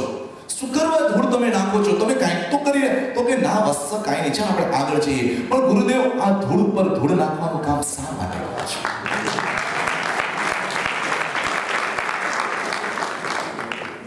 સોનું એ પણ ધૂળ અને એના ઉપર જે ધૂળ નાખી રહ્યા છે એ પણ ધૂળ. એટલે શિષ્ય કહે છે કે ગુરુજી, તમે આ ધૂળ ઉપર શા માટે ધૂળ નાખી રહ્યા છો? ત્યારે ગુરુને ખબર પડે છે કે મારી દ્રષ્ટિનો સ્વામી હવે મારો શિષ્ય બન્યો છે. ગુરુના આશ્રમનો વારસો લેવો બહુ સહેલો છે. ગુરુના પુસ્તકોનો વારસો લેવો બહુ આસાન છે. અને ગુરુના વચનો શીખીને પ્રવચનનો વારસો લેવો પણ આસાન છે. પણ ગુરુની દ્રષ્ટિનો વારસો લેવો એ મહાનતા છે. મહાવીરે કહ્યું કે હે ગણધર ગૌતમ, હું તને સમોસરણ નથી આપવાનો. ગણધર સ્વામી ક્યારે પણ સમોસરણમાં ભગવાન જ્યાં બિરાજ્યા છે ત્યાં બિરાજ્યા જ નથી. એટલે કે મારા વારસામાં હું તને સમોસરણ નથી આપવાનો. મારા વારસામાં હું સક્રેન્દ્રની સ્તુતિઓ જે થાય છે હું તને નથી આપવાનો. પણ હું મારા અંદરમાંથી તને આપવા માંગુ છું. મેં જે જગતને જોયું છે, મેં જે મારા આત્માને નિહાળ્યો છે અને અનુભવ કર્યું છે, એવી દ્રષ્ટિ આપીશ કે જેના દ્વારા તું જ્યાં જઈશ ત્યાં મહાવીરની દ્રષ્ટિથી જોજે. આપણે જૈન ધર્મ પામ્યા છીએ, જૈન કુળમાં આવ્યા છીએ, બહુ મહાન પુણ્યના યોગે આવ્યા છીએ. હવે કમસે કમ થોડુંક આગળ વધીને એટલું કહી શકીશ કે મહાવીરને માનીએ છીએ, મહાવીરનું પણ માનીએ છીએ, પણ હવે જગતને મહાવીરની દ્રષ્ટિથી જોવું છે.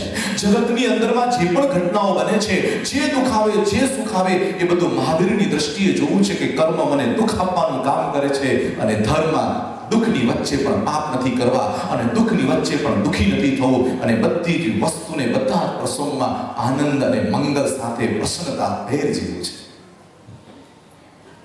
ચહેરો ગુલાબની છાપ જોઈએ, જિંદગી ખુલ્લી કિતાબ જોઈએ. ચહેરો કેવો હોવો જોઈએ? ધર્મિષ્ઠ માણસનો ચહેરો કેવો હોય? હા, ચહેરો ગુલાબની છાપ જોઈએ અને જિંદગી ખુલ્લી કિતાબ જોઈએ. મારી ઘડિયાળ બંધ તો નથી થઈ ગઈ? કેટલા વાગ્યા? હા, બંધ થાય તો મને વાંધો નથી, હું નહીં બંધ થાઉં.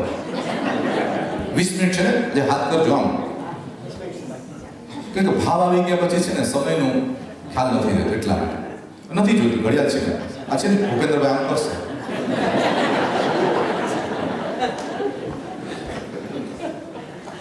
ના, ઘણી વખત શું છે કે પ્રવચનમાં જે બેઠા હોય ને શ્રોતાઓ, એના પરથી અમને ખબર પડી જાય કે હવે બંધ કરવાનું છે. પણ તમે એવા શ્રોતાઓ છો કે ખબર જ ન પડે.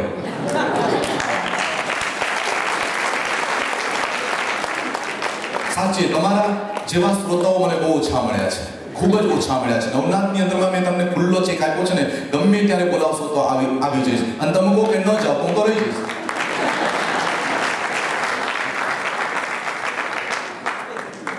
ફિકર નહીં કરતા, હું નહીં રહું. પણ સુંદર તમારી જિજ્ઞાસા છે. મેં ગયા વર્ષોની અંદરમાં જ્યારે મેં પર્યુષણ કરાવ્યું હતું ત્યારે પણ મેં મારું લેવલ બહુ નીચું રાખ્યું હતું કે કદાચ પહેલી વખત છે, કદાચ સમજાય ન સમજાય, એટલે વિષયો મેં બધા એકદમ હળવા ફૂળવા રાખ્યા હતા. પણ આ વખત નક્કી કરીને આવ્યો હતો કે હવે શ્રોતાને ધ્યાનમાં રાખીને મારે કંઈ કહેવું નથી, માત્ર મહાવીરને ધ્યાનમાં રાખીને કહેવું છે. કારણ કે વ્યક્તિને ધ્યાનમાં રાખીને બોલવાથી પરિસ્થિતિ એમ થાય છે સારું બોલી શકાય છે પણ સાચું નથી બોલી શકાતું. જો તમે વ્યક્તિને ધ્યાનમાં રાખીને બોલશો તો તમે સાચું ક્યારે નહીં બોલી શકો. સારું જરૂર બોલી શકશો, મીઠું જરૂર બોલી શકશો, તમને ગમે એવી વાત જરૂર કરી શકશો, પણ સચ્ચાઈ કેવી છે પરમાત્માની, ભગવાનની વાત સાચી રજૂ કરવી છે એ અમે નહીં કરી શકીએ. ભગવાને ધર્મનું સ્વરૂપ બતાવ્યું છે. ધર્મનો અર્થ છે સ્વભાવ. માણસને ધર્મ જેમ આવતો જાય એમ એના સ્વભાવમાં પરિવર્તન આવશે. કોઈ પણ વ્યક્તિને પૂછવાની જરૂર નથી કે મારામાં ધર્મ પ્રવેશ્યો છે કે નથી પ્રવેશ્યો. ધર્મ જો તમારામાં પ્રવેશ્યો હોય તો તમારા આજુબાજુની અંદરમાં વાતાવરણ એવું સર્જાઈ જાય કે બધા માટે તમે પ્રિય બની જાઓ, બધા માટે તમે લાગણીનું કેન્દ્ર બની જાઓ અને બધાને તમે ગમતા બની જાઓ. કારણ કે ધર્મવાળો વ્યક્તિ કોઈને નડતો નથી, માર્ગી પંચાયતમાં પડતો નથી, હાથ જોડી કરીને જય જિનેન્દ્ર કરીને ઊભો થઈને એના રસ્તા ઉપર ચાલી જાય છે. તમને જેમ ઠીક લાગે એવો શબ્દ હોય, ચાલશે, ભાવશે, ગમશે, તમે કહો તેમ. ધર્મી વાળો માણસ શું કરે છે? સામે વાળાને ચાન્સ આપે છે. તમે શું જમશો? તમે જે બનાવશો તે. તમે ક્યાં સૂશો? તમે જ્યાં સુવડાવશો ત્યાં. તમે ક્યાં રહેશો? તમે રાખશો ત્યાં. જો ધર્મી વાળો માણસ શું કહે છે? સામે વાળાને ચોઈસ આપે છે. હા, અને અધર્મી માણસ કહે છે જો ભાઈ અમને રાખો તો બરાબર, ભાઈ એસી રૂમ તો જોઈશ, તમે જમાડો એની વાંધો નહીં, અમને છાઈસ તો જોઈશે. હા, અમે તમારા ત્યાં આવીએ ખરા, પણ તમે જો જરાક શું બોલો. તો તમારી પસંદગીને કેન્દ્રમાં રાખીને તમે જે ક્રિયા કરો એ અધર્મની અવસ્થા છે. પણ સામેના વ્યક્તિને શું ગમે છે અને સામેના વ્યક્તિને કઈ રીતે રાખવો છે, આખી જીવતી ચામડી ઉતારી નાખવાના કોઈ વાંધો નથી. મુનિ કહે છે આખી જીવતી ચામડી ઉતારી નાખ, કોઈ વાંધો નથી. આખી ચામડી ઉતાર્યા પછી તું બધો મને કહેજે કે છેલ્લામાં છેલ્લી જ્યારે ચામડી આગળની ઉતરી જાય ત્યારે, કારણ કે મને તને ફરવા જેટલું પણ દુઃખ નથી આપતો, હું ફરી જઈશ પણ તને ફરવા જેટલું દુઃખ નથી આપતો. આ છે ચારિત્રની તાકાત, આ છે સંયમની તાકાત, આ છે ધર્મની તાકાત, આ છે ધર્મના રહસ્યની તાકાત, આ છે ધર્મના જ્ઞાનની તાકાત. જ્ઞાન વ્યક્તિને હળવો બનાવી દે છે. જ્ઞાન વ્યક્તિને એટલો હળવો ફૂલ જેવો બનાવે છે કે જગતનું કોઈ પણ પાણી જેમ ફૂલને ડુબાડી શકે નહીં એમ જગતનો કોઈ પણ સંજોગ જ્ઞાનીને ડુબાડી ન શકે. આવું સરસ મજાનું તત્વ મહાવીરે જગત સમક્ષ રજૂ કર્યું છે. આવો સરસ ધર્મ જગતની અંદરમાં રજૂ કર્યો છે. કોઈ એક વ્યક્તિને કેન્દ્રમાં રાખીને નહીં, પણ સારા વિશ્વના જીવોને કેન્દ્રમાં રાખીને. ધર્મ સુખનું કારણ છે અને એટલે જ કહ્યું છે ધર્મ ક્યાં પ્રવેશી શકે, ધર્મ કોનામાં આવી શકે. તો બહુ સરસ મજાનો શબ્દ આવ્યો છે, સોહી ઉજ્જુય ભૂયસ ધમ્મો શુદ્ધસ ચિઠ્ઠ. સોહી ઉજ્જુય ભૂયસ ધમ્મો શુદ્ધસ ચિઠ્ઠ. જેનું હૃદય સરળ બની જાય છે, જેનો સ્વભાવ નિખાલસ બની જાય છે, જેનું હૃદય નિષ્કપટ બને છે, એની અંદરમાં જ ધર્મનો વાસ અને પ્રવેશ થઈ શકે છે. સરળતા એ ધર્મની નિશાની છે. મુનિઓના કેટલા લક્ષણોમાંનું એક લક્ષણ બતાવ્યું કે મુનિનું મુખ્ય લક્ષણ શું, તો કે છે મુનિનું મુખ્ય લક્ષણ છે સરળતા. મહાવીરનું મુખ્ય લક્ષણ શું, તો કે સરળતા. એ સરળતા જોવી હોય તેની પ્રતિમા જુઓ. ભગવાનની પ્રતિમા તમે કેટલી વખત જુઓ છો, કેટલી વખત એના દર્શન કરો છો, પણ પ્રતિમાની અંદરમાં કઈ સરળતા દેખાય છે તમને? પ્રસન્નતા દેખાશે પ્રતિમામાં, એના મોઢા ઉપર આનંદ દેખાશે, પ્રસન્નતા દેખાશે, એમના બેસવાની વ્યવસ્થામાં સ્થિરતા પણ દેખાશે, પણ પ્રતિમામાં સરળતા ક્યાંય દેખાય છે? એ ચહેરાની અંદરમાં કે હાથમાં કે પગમાં ક્યાંય સરળતા દેખાય છે તમને? આપણે તો ભગવાનના દર્શન કરીને નીકળી જઈએ અને આજુબાજુ થોડું પ્રદર્શન કરીને નીકળી જઈએ. દર્શનનો મતલબ છે એને જોઈને પછી કંઈક પામવું, પ્રદર્શનનો મતલબ છે ખાલી જોવું, લેવું, કાંઈ નહીં, ચૂપચાપ બહુ સારું હતું, બારણેથી બહાર નીકળી જવું. અંધ માણસ દર્શન યાત્રાએ નીકળ્યો અને દર્શન યાત્રાએ નીકળ્યો ત્યારે સીટ ઉપર બેઠો બાજુવાળે એને કીધું કે ભાઈ તું દર્શન કરવા આવે છે, તને તો ભગવાને આંખ નથી આપી અને તું 500 રૂપિયાની ટિકિટ લઈને દર્શન કરવા નીકળ્યો છું, કઈ સમજાતું નથી, તારા 500 રૂપિયા પડી જશે, કારણ કે જ્યાં આપણે દર્શન કરવા જશું ત્યાં તને દર્શન તો થવાના નથી. પેલો કહે છે કે ભાઈ ભલે જે ન થાય તો થાય, કાંઈ નહીં, તમારી જોડે જોડાવ. તો કે ના, પણ તમારા 500 રૂપિયા આપણે ઘણી વખત છે ને બીજાની ચિંતામાં ને ચિંતામાં આપણો ભાવ બગડી જતો હોય છે. પણ મેં તો તમને કીધું કે તમે શું કરવા 500 રૂપિયાની ટિકિટ લઈને આવી રહ્યા છો? તમે 2-4 વખત બોલ્યો એટલે અંધ માણસથી સહન ન થયું એટલે એને કીધું કે જો ભાઈ તારું પૈસાનું ગણિત છે, મારા પરમાત્મા સાથે કંઈક અલગ ગણિત છે. તો કે શું તારું ગણિત છે? મને ખબર છે કે ભગવાને મને આંખ નથી આપી, તને એ પણ ખબર છે કે હું દર્શન નહીં કરી શકું, પણ મને એ ખબર છે કે હું જ્યારે ભગવાનની સામે ઊભો રહીશ ત્યારે તમારી બધાની આંખમાં ભગવાન દેખાશે, મારી આંખમાં ભગવાન નહીં દેખાય. મને જરૂર ખબર છે કે મારી આંખમાં હું ભગવાનને નહીં વસાવી શકું, પણ મને ઊંડો વિશ્વાસ છે કે ભગવાનની આંખમાં જો હું વસી જઈશ તો મારી આંખ વસાવી.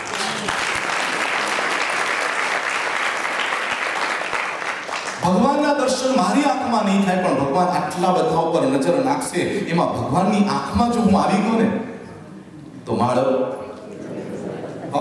બેડો પાર થાય. આ છે શ્રદ્ધા, આ છે સમર્પણ.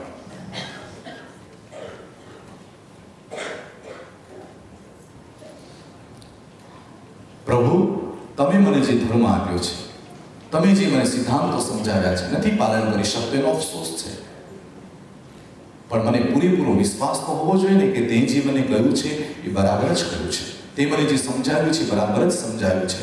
ભલે કદાચ સંસારની કાવા દવાની દુનિયાની અંદરમાં પાછું હું પડી જાઉં, પણ મને અંદરની ચેતનામાં મને ખબર છે, અંદરની ભીતરની દુનિયામાં મને ખબર છે કે જ્યારે પણ ઉદ્ધાર થશે આત્માનો ધર્મથી જ થશે, જ્યારે પણ સુખ મળશે ત્યારે ધર્મથી જ સુખ મળશે, જ્યારે પણ આનંદ અંદર પ્રગટ થશે તો ધર્મથી જ પ્રગટ થશે, કારણ કે આત્માનો સ્વભાવ છે ધર્મ. અને સ્વભાવની અંદરમાં જેનું પરિવર્તન આવે છે અને સ્વભાવની અંદરમાં જે પરિવર્તન લાવે છે એને ધર્મ કહી શકાય. કે પહેલામાં પહેલું ધર્મનું કારણ તમારું નેચર બદલાય છે. લાવ કરતા હતા એમ કે છે લઈ જાઓ, ભેગું કરું, ના છોડું એમ થાય. બધાની સાથે દુશ્મની કરનારો માણસ હાથ જોડીને મિચ્છામી દુક્કડમ દઈને કહે કે મારે હવે કોઈની સાથે દુશ્મની નથી, ખામી મેં સવ્વે જીવાવી ખમંત, બધાની સાથે મારે ફ્રેન્ડશિપ છે, કોઈની સાથે મારે દુશ્મની. જે તલવારની અંદરમાં તાકાત હતી કેટલાને મારી નાખવાની, એ તલવાર નીચે મૂકીને પરદેશી રાજા પણ કહે છે હવે તલવાર નથી ઉપાડવી, હવે તો રજોરડ અને ગુચ્છા ઉપાડવા છે, અને બધાને કહેવું છે મિચ્છામી. પરદેશી રાજા જેવો ધર્મ પામી ગયો તો આખો સ્વભાવનું પરિવર્તન આવ્યું. ચંડકોશી ધર્મ પામી ગયો તો આખો સ્વભાવનું પરિવર્તન આવ્યું. તમે તમારા ભવિષ્યની અંદરમાં નિરીક્ષણ કરજો, 8 દિવસ સુધીની આરાધના કર્યા પછી મારા સ્વભાવમાં શું પરિવર્તન આવ્યું. સ્વભાવ બદલાયો કે ન બદલાયો, ક્રોધ ગયો કે ન ગયો, લાલચ ગઈ કે ન ગઈ, મોહની દુનિયામાં કંઈક થોડો ફરક પડ્યો કે ન પડ્યો, નિંદા ઉથલીને 18 પાપસ્તાન કરતો તો એમાંથી થોડોક મુક્ત બન્યો કે ન બન્યો. શું કરવાનું? સતત નિરીક્ષણ. કે છે જાગોને હો આત્મા, સુવાનું ક્યાં સુધી? જાગોને હો આત્મા, સુવાનું ક્યાં સુધી? જગાડ સદગુરુ, જગાડ સદગુરુ, સુણાવે જીનની વાણી. જાગોને હો આત્મા, સુવાનું ક્યાં સુધી? સુવાનું ક્યાં સુધી? ક્યાં સુધી સૂવું છે? મોહની નિદ્રામાં અનંત ભાવ પસાર કર્યો. સમોસરમાં ગયો તે પ્રભુને ન જોયા, સમોસરની રચના જોઈને પાછો. આપણે બધા સમોસરણમાં ગયા છે. શાસ્ત્રકાર એમ કે છે આ જીવ અનંતી વાર સમોસરણમાં ગયો છે, કલ્યાણ ન થયું. ત્યાં સુધી કે છે શાસ્ત્રકાર ભગવતી સૂત્ર ત્યાં સુધી કે છે કે આ જીવે અનંત વાર દીક્ષા લીધી. કેટલી વાર? અનંત વાર સાધુ બન્યો, એક વાર નહીં, અનંત વખત તે સાધુ બનીને સાધના કરી, છતાંય તારો નિસ્તાર ન થયો. કેમ ન થયો? ધર્મની ક્રિયા કરી પણ તે ધર્મ ન કર્યો. અને ધર્મની ક્રિયા કરીએ એટલે માન મળે, સન્માન મળે, સત્કાર મળે, બહુ જ ગમે. અને બહુ જ ગમે એટલે માણસ ધર્મ વધારે કરે. એક ઉપવાસના લોકો આટલી સાદા પૂછી જાય તો 28 કરું તો કેટલા બધા આવે, 28 કર્યા પછી જો હું આગળ વધારે કરું તો કેટલા બધા આવે. જીવ ક્યાંક આવી માન સંજ્ઞામાં ન ખેંચાઈ જાય એટલે ધર્મ એને જાગૃત રાખે છે. ભાઈ તારા આત્માનો સ્વભાવ યાદ કર છે, તું પાછો બદલાઈ ન જતો. ચહેરો ગુલાબની છાપ જોઈએ અને જિંદગી ખુલ્લી કિતાબ છે. બહુ સરસ લખ્યું છે કે ધર્મવાળો માણસનો ચહેરો કેવો હોય? પ્રસન્ન, આનંદ. જ્યારે જુઓ ત્યારે આનંદ, જ્યારે જુઓ ત્યારે આનંદ. વાદળું હોય તો વાદળું ને શિયાળો હોય તો શિયાળો. સૂર્ય કહે છે હું તો પ્રકાશિત છું. સંજોગો સારા હોય તો સારા ને ખરાબ હોય તો ખરા. હું તો આત્મા અજર અમર અવિનાશી છું. આવો ભાવ જ્યારે સતત તમારામાં રહે તો પછી કોઈ સંજોગો તમને દુખી ન કરી શકે. અનાથીને રોગ દુખી નથી કરી શક્યા અને ખાણીમાં પીલાતા મુનિવરોને કષ્ટ દુખી નથી કરી શક્યા. મહાવીરને કાનમાં ખીલા વાગ્યા છતાંય મહાવીરની પ્રસન્નતા ખંડિત નથી થઈ. ચંડકોશીએ ડંખ દીધા તોય મહાવીરના મોઢા ઉપર નિરાશા નથી આવી. અને પેલા સંગમ જેવા સંગમે એક રાતની અંદરમાં 20 ઉપસર્ગો, કેટલા કષ્ટો આવ્યા એક રાતમાં. એને ખબર પડી કે મહાવીર એટલા બધા સહનશીલની મૂર્તિ છે, એ ક્યાંય કરતા ક્યાંય હલતા નથી. એવું વર્ણન સાંભળ્યું છે. અભવી જીવ એવો સંગમ, મિથ્યાત્વી જીવ એવો સંગમ એની કસોટી કરવા આવે છે ને એક જ રાતમાં 20 ઉપસર્ગ. એનું વર્ણન સાંભળશો સાહેબ તો ચોક્કસ હું તમને કહું આંખમાં આંસુ આવી જશે. આપણને રાતના એનું મચ્છર સુવા નથી દેતું ને તો કેટલા પરેશાન થઈ જઈએ છે. બરાબર ઊંઘ આવી ગઈ હોય અને લાઈટ ચાલી જાય, એસી બંધ થાય કે પંખો બંધ થઈ જાય, કેટલા બેચેન થઈ જઈએ છે. ચા મળી જાય પણ જો સાકર નાખવાનું ભૂલી જાય કેટલા બેચેન થઈ જઈએ છે. તો મહાવીરને તો એક રાતમાં કેટલા ઉપસર્ગો, 20 ઉપસર્ગો પરમાત્માને આપ્યા અને છેલ્લે 20મા ઉપસર્ગમાં ભગવાનની આંખમાં આંસુ આવ્યા. ભગવાનની આંખમાં આંસુ આવ્યા. સંગમ રાજીનો રેડ થયો કે બસ હું એમ માનતો હતો કે ભગવાન દુઃખ ન થાય, ભગવાનને કષ્ટ ન પહોંચે, એવું મેં દેવલોકની અંદરમાં વર્ણન મેં સાંભળ્યું તો એ વાત ખોટી થઈ ગઈ. આવો વિકલ્પ કરીને જવાની હજી તૈયારી કરે ત્યારે પ્રભુએ મૌન તોડ્યું. 12.5 વર્ષને 1 અઠવાડિયા સુધી મહાવીર હતા મૌનમાં, પણ 2 થી 3 વખત એને મૌન તોડવું પડ્યું છે. એમાં આ સંગમ જ્યારે આટલા કષ્ટ આપ્યા ત્યારે મહાવીરે મૌન તોડ્યું હતું. ગોસાલકે જ્યારે છદ્મસ્ત અવસ્થામાં પ્રશ્નો કર્યા હતા ત્યારે મહાવીરે મૌન તોડ્યું હતું. ભગવાને મૌન તોડીને કહ્યું, હે સંગમ.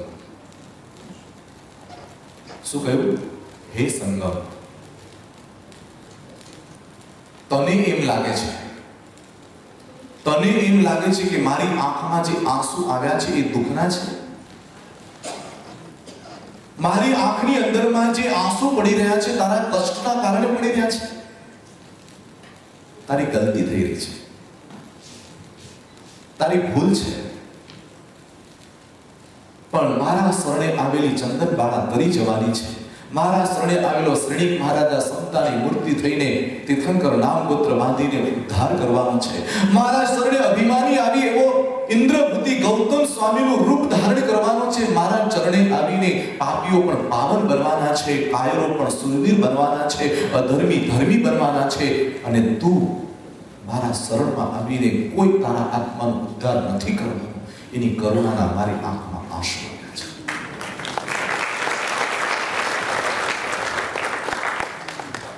મારે ચરણે બધા તરી જવાના છે ને મારા ચરણે તું આવીને નથી કરવાનો.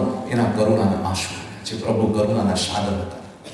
પ્રભુ કરુણાના સાગર હતા અને કરુણાના સાગર એ પ્રભુએ આવો સરસ મજાનો ધર્મ બતાવ્યો છે કે સંજોગોને રહેવા દે, સંજોગના સ્થાને પણ ધર્મના સ્થાન પર તું બેસી જા. દુનિયાના કોઈ સંજોગો તને પરેશાન નહીં કરી શકે, કોઈ તકલીફ તને તકલીફ રૂપ લાગશે નહીં. જૈન દર્શન કે છે દુઃખની અંદરમાં કદાચ મુક્ત ન થવાય તો અફસોસ ન કરતા પણ પાપની અંદરમાંથી મુક્ત થવાના પ્રયાસ કરજો. ધર્મ તેને કહેવાય જે પાપમાંથી મુક્ત કરે.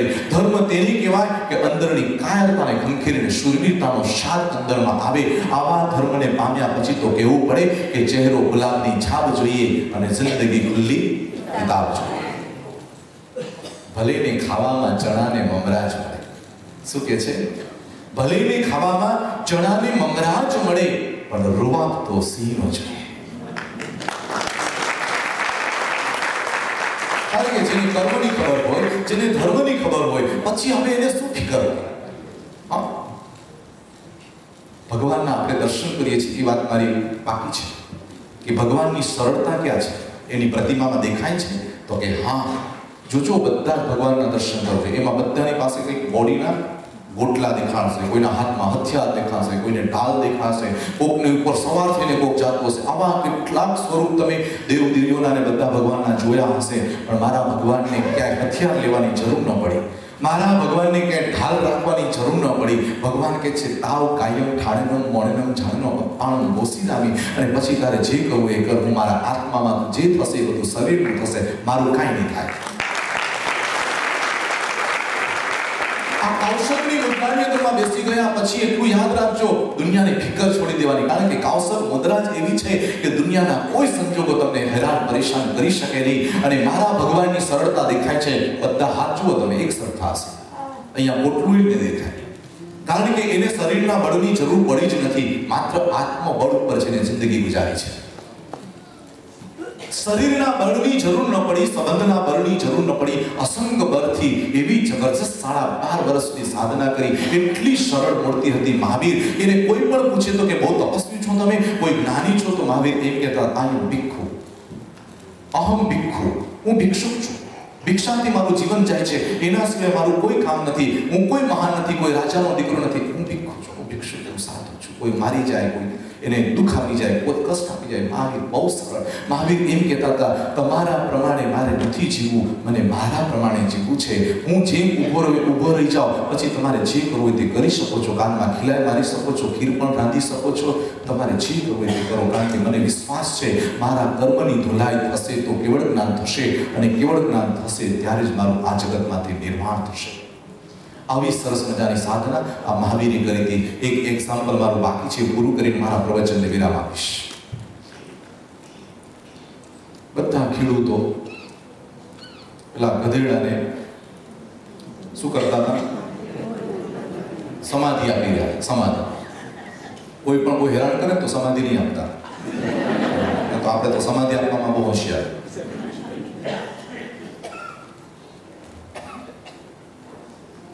જેમ જેમ એના ઉપર બધું પડતું જાય, માટી પડતી જાય, ખંખેરી નાખે અને પછી जीवन मिला उसे जीना सीखो, कपड़ा फट गया उसे सीना सीखो, आदमी होकर रोने से क्या फायदा, मिला है जिंदगी में जहर उसे प्रेम से पीना सीखो. घबराવાની શું જરૂર છે બરા માણસ? મેં કડવા શબ્દો કીધા છે. કાનમાં ખીલા ક્યાં વાગ્યા છે? કાનમાં ખીલા તો વાગ્યા નથી, પગમાં જરાક જ કાંટો વાગ્યો છે. ક્યાં કોઈ ખીર રાંધવા કે ચંડકોશી ડંખ મારવા આવે છે? કાંઈ થતું નથી. તમને કદાચ 1 કલાક રસોઈ મોડી મળી, ઋષભદેવની જેમ આટલા વર્ષો સુધી ભૂખ્યા તો નથી રાખ્યા ને. શું હાય હોય કરો છો? બધું પુણ્ય લઈને આવ્યા છે. હસતા રહો, આનંદ મારો અને જલસા મારો. જાઓ.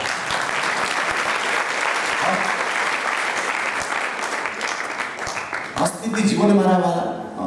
એક પગ નથી મળ્યો તો કાંઈ વાંધો નહીં, બીજો પગ તો છે ને. અહીં એક આંખ નથી મળી તો બીજી આંખ તો મારી પાસે છે ને. 15-25 લાખ મળવા જોઈએ, નથી મળ્યા. 2 લાખ તો તારી પાસે છે ને. અને છેલ્લે કાંઈ નહીં તો અનંત શક્તિ આત્મા તારી પાસે છે. જાણે શરીરના બળથી જીવ્યો છે, સંપત્તિના બળથી જીવ્યો છું, સત્તાના બળથી જીવ્યો છું, સૌંદર્યના બળથી જીવ્યો છે. એક દિવસ તારા આત્માના બળે જીવી તો જો, તને ખબર પડશે કે દુનિયાની અંદરમાં તું પણ એક શૂરવીર છે. મારી વાત ગમે છે? આનંદ આવતો એવું તમારા મોઢા પર મને દેખાય છે. બધાએ શું કર્યું? માટી નાખીને પેલાને શું કરતા હતા? સમાધિ આપવાનું કામ કરતા.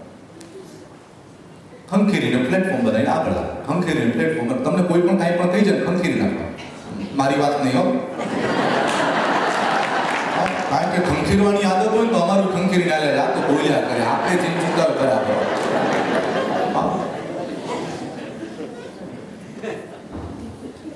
સાંભળવાનું. અને સાંભળ્યા પછી થોડુંક આચરણ ચોક્કસ કરશો, મને એવો વિશ્વાસ છે. એમ કરતા કરતા થોડી અંધારું થયેલું હતું ને પેલા લોકો એને સમાધિ માટે કૂવો પૂરી રહ્યા હતા. એને પૂરી દઈએ પણ ધીરે ધીરે ધીરે ખંખેરતા એવી એક સ્થિતિ આવી ગઈ. આખો કૂવો માટીથી ભરાઈ ગયો અને ગધેડો પ્લેટફોર્મ બનાવતો ઠેઠ બહાર સુધી આવી ગયો અને આમ કરતો ફટફટ ચાલીને બહાર નીકળવા માંડ્યો. પેલા લોકો માટી નાખતા જ રહે, ગધેડો નીકળી ગયો. મારે એમ જ કેવું છે, દુનિયા સંજોગોની માટી નાખ્યા કરે, આપણે મુક્ત થઈને મોક્ષમાં જઈએ.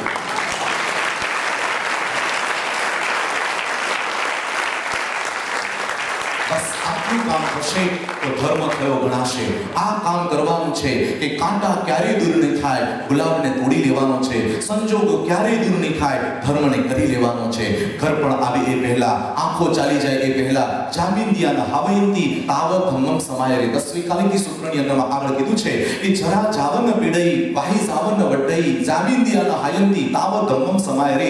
જ્યાં સુધી તારી ઇન્દ્રિયો બરાબર ચાલી રહી છે, તારું શરીર સશક્ત છે, જ્યાં સુધી તારો પુણ્યનો ઉદય વ્યવસ્થિત છે, તું બધું જ અધિશક્તિમાન તારું શરીર છે, યોગ બળવાન છે, ત્યાં સુધી ધમ્મમ આચરણમ, ધર્મનું આચરણ કરી લે. કારણ કે ઘડપણ આવ્યા પછી તું નહીં કરી શકે, ઇન્દ્રિયો શિથિલ થયા પછી તારી ઈચ્છા હશે તો નહીં કરી શકે. એટલે કહે છે કે જ્યાં સુધી તારા અંદરમાં શક્તિઓ છે, તારા અંદરમાં સમય છે, તારી પાસે બધું બળ છે, ત્યાં સુધી આરાધના કરી લે. પર્યુષણ પર્વના આ 7મા દિવસે આપણે ધર્મનો સ્વરૂપ સમજ્યા છીએ. હજી આ પહેલો ભાગ પૂરો થયો છે, બીજો ભાગ આપણે સાંજે ગઈશું. ધર્મનો આ પહેલો જ ભાગ. હજી આપણે કઈ ધર્મિષ્ઠ નથી બની ગયા, આ તો ખાલી ધર્મની વાતો જ કરી છે.